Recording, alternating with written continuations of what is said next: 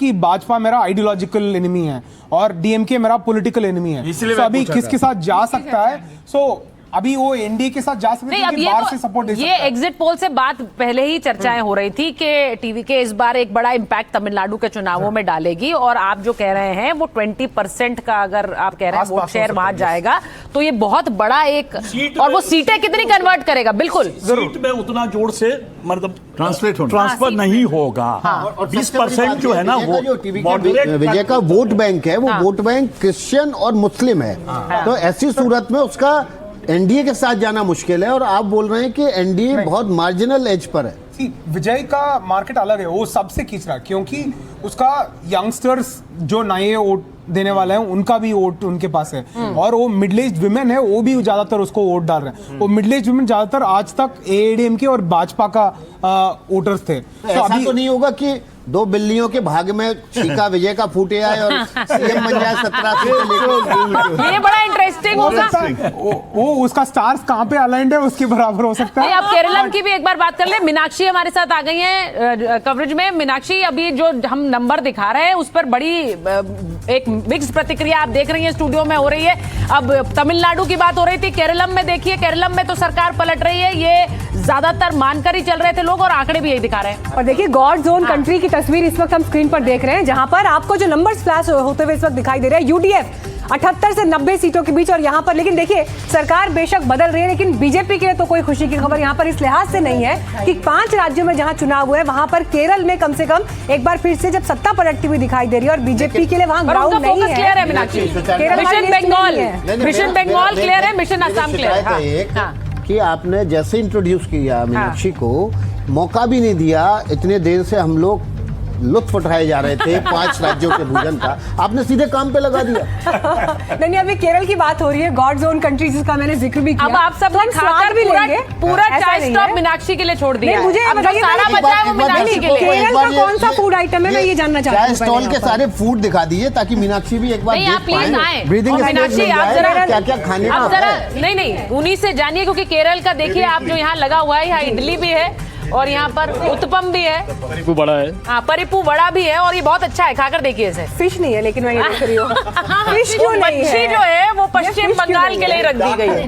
नहीं केरल में भी खाई जाती है बड़े शौक से, लेकिन यहाँ पर सिर्फ मच्छी और एब्सोल्युटली मच्छी के लिए सीधे चर्चा जब जा रही है तो वो सिर्फ यहाँ पश्चिम बंगाल की ओर जा रही है, क्योंकि मच्छी खाने वाले और मच्छी न खाने वाले मंगलवार नहीं। बंगाल में कुछ लोगों ने मंगलवार को खाया था, क्या सही है? अच्छी डिश है वो है मंगलवार को, शनिवार को, और इसका स्वाद सुचारता नहीं ले पाई आधा घंटा इंतजार करने के बाद भी। नहीं, अब ये देख लीजिए एग्जिट पोल का स्वाद कौन कौन ले रहा है। अब हमारा स्वाद की बारी खत्म हो चुकी, क्योंकि एग्जिट पोल के आंकड़े शुरू हो गए हैं। टूइन सिन्हा जी जुड़ गए हैं, बीजेपी के प्रवक्ता हैं, नेता हैं। टूइन जी, जो आंकड़े अब आना शुरू हो चुके हैं उसमें जो हमारे पास एग्जिट पोल के आंकड़े हैं उसमें कई जगह आपको पश्चिम बंगाल में सरकार बनाते हुए भी देखा जा रहा है और कई जगह कांटे की टक्कर भी दिख रही है। तो ये तो बड़ा क्लियर है कि एग्जिट पोल आपको क्लियर पिक्चर नहीं दे पाएंगे। अब और जीत का एग्जिट हो गया। अब इनके लिए बड़ा मुश्किल है कि वो झालमुड़ी इनके वो नमस्ते सुचरिता जी, सबको नमस्ते। देखिए हम एग्जैक्ट पोल में यकीन रखते हैं, और जो जनता का नब्ज है, अब देखिए कई बार आपको एग्जिट पोल की आवश्यकता ही नहीं होती। जिस प्रकार की बातें अभिषेक बैनर्जी पिछले 3 दिन में कर रहे हैं, 2 दिन में कर रहे हैं, जिस प्रकार की हरकतें पिछले 1 महीने से टीएमसी ने की है, क्या 1 महीने में टीएमसी ने कभी पॉलिटिकल पार्टी का व्यवहार किया है?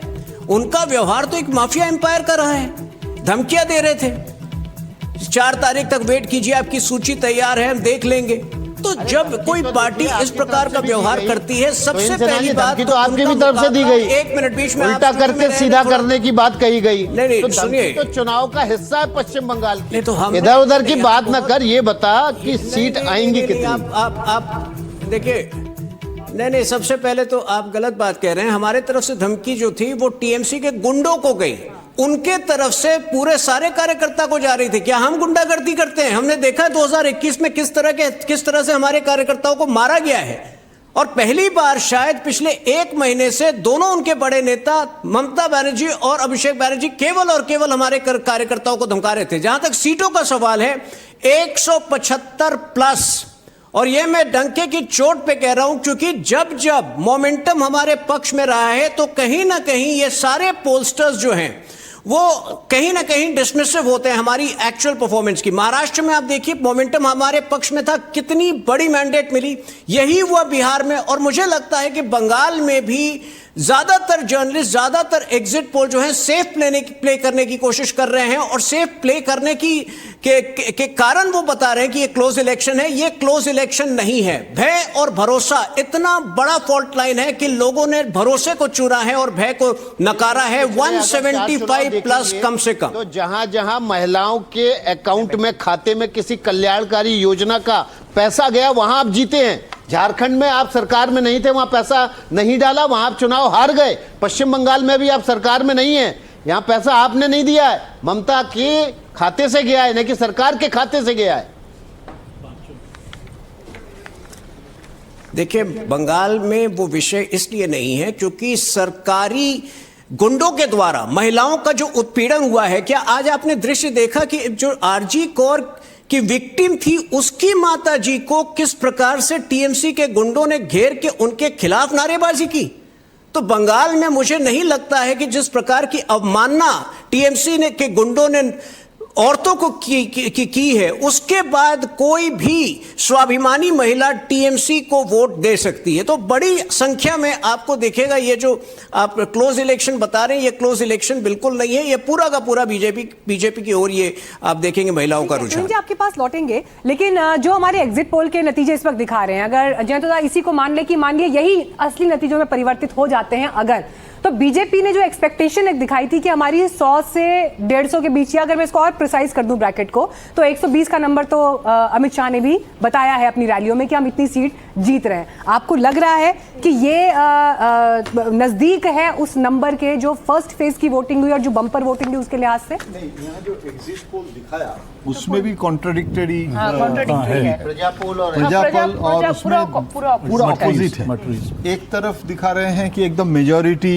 टीएमसी का होने जा रहा है, और दूसरी तरफ दिखा रहे हैं कि बीजेपी का पूरा स्लाइट एज, हाँ स्लाइट एज दिखा रहे हैं 170 दिखा रहे हैं, लेस देन। हाँ, मुझे पूरा दिखा भी रहे हैं। हाँ, मुझे जो लग रहा है सब्जेक्ट टू करेक्शन, आइदर और मैंडेट होगा। मतलब ऐसे नहीं है कि वो फोटो फिनिश, हांग असेंबली, ऐसे नहीं लग रहा है।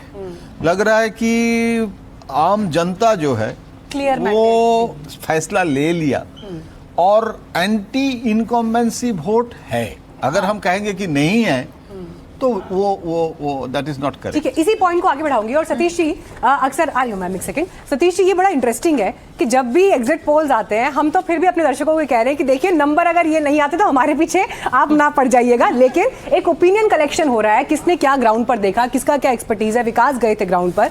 इन सब के बीच जब हम बंगाल की स्पेसिफिकली बात कर रहे हैं और बीजेपी क्या एक तरफा जीत कर आ जाएगी, ये जब पॉसिबिलिटीज का जिक्र हो रहा है, जमीन पर ऐसा क्या था जो इस परिस्थिति को असलियत में बदल सकता है? ऐसा क्या आपने एक्स फैक्टर जमीन पर देखा है?